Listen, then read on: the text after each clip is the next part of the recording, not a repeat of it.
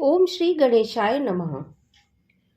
हमारे निवास स्थान, ऑफिस, फैक्ट्री आदि में छत में अथवा बालकनी में पक्षियों का आना जाना लगा रहता है। ऐसा हम अक्सर देखते हैं।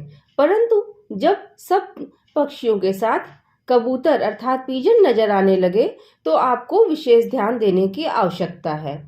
कबूतर को हमारे निवास स्थान में आना अशुभ बताया गया है। नमस्कार, मैं एस्ट्रोलॉजर पूजा आपका स्वागत करती हूँ अपने चैनल वैदिक एस्ट्रो विद पूजा में।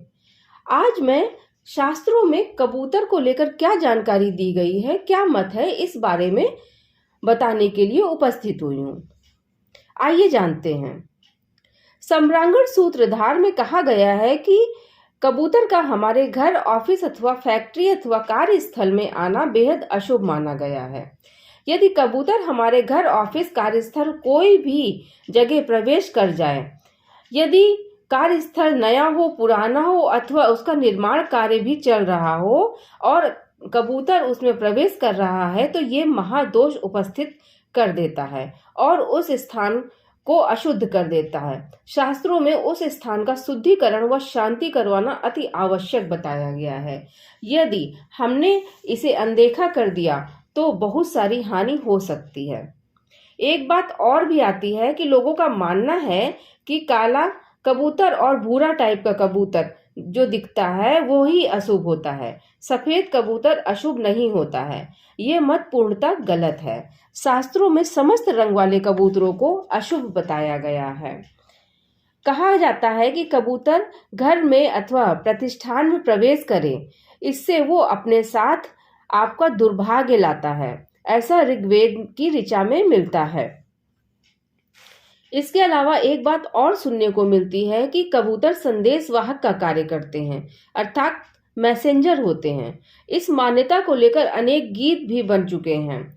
लव बर्ड अर्थात प्रेमी प्रेमिका और शादीशुदा जोड़े अपने रूम में कबूतर की फोटो लगाना पसंद करते हैं। उनका ये मानना है कि हमारे बीच अंडरस्टैंडिंग अच्छी रहेगी, पति पत्नी के बीच में प्यार बढ़ेगा, वार्तालाप अच्छी होगी और बहुत सी ऐसी ही मान्यताएं हैं। परंतु ये मान्यता बिल्कुल गलत है, ये सच नहीं है।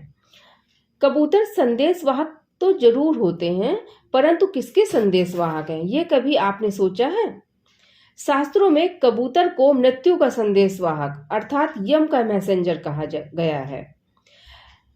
ऋग्वेद में तो यहाँ तक एक ऋचा मिलती है कि कबूतर से अपने निवास स्थान से दूर रहने की प्रार्थना की गई है कि हे कबूतर, आप हमारे निवास स्थान से दूर ही रहें।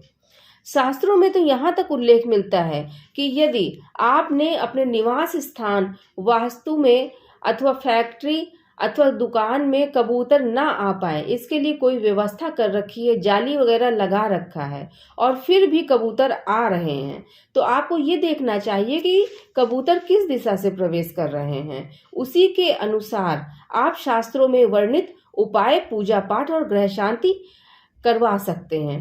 अर्थात शास्त्रों में प्रत्येक दिशा से आने वाले कबूतरों के लिए अनेक प्रकार की शांति की अलग अलग व्यवस्था बताई गई है, कैसे आपको अपनी ग्रह शांति करवानी चाहिए। अगर आप इसको नहीं मानते हैं तो आप विशेष हानि उठा सकते हैं।